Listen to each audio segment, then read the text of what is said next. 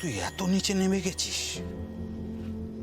তোকে আমি কি ভাবতাম, আর আজকে নিজের কানে আমি কি শুনলাম?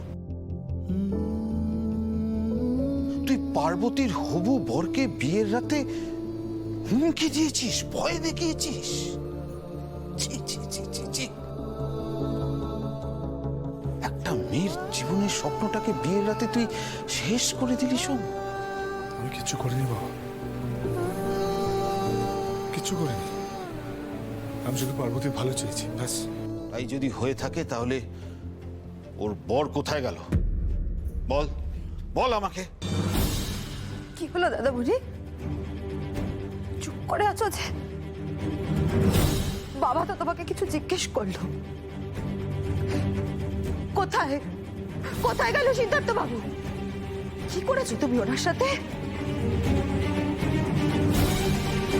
কি হলো দাদামণি, চুপ করে আছো কেন? বলো।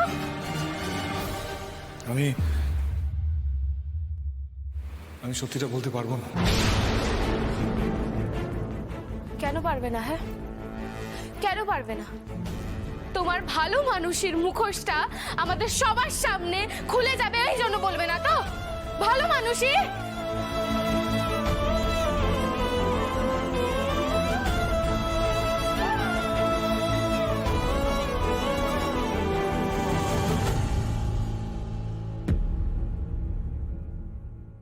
তোমার ভালো মানুষের মুখোশটা আমাদের সবার সামনে খুলে যাবে, এই জন্য বলবে না তো? ভালো মানুষই বেরিয়ে যা আমার বাড়ি থেকে। আমি তোর জীবনে মুখ দেখতে চাই না। বেরিয়ে যা, বেরিয়ে যা বলছি, বেরিয়ে যা। আমি তোর মুখ দেখতে চাই না। বেরো, বেরো। ছি দাদা বুড়ি, ছি।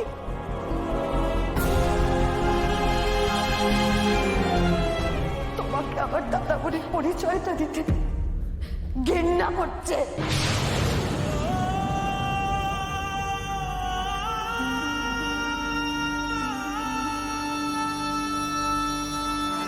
দাঁড়াও চৌদা, ঘেন্না হচ্ছে না? ঘেন্না হচ্ছে? ঘেন্না হচ্ছে না? ঘেন্না হচ্ছে এই মানুষটার উপর? আরে যে সবার বিপদে ঝাঁপিয়ে পড়ে, যে সবার ভালো চায়,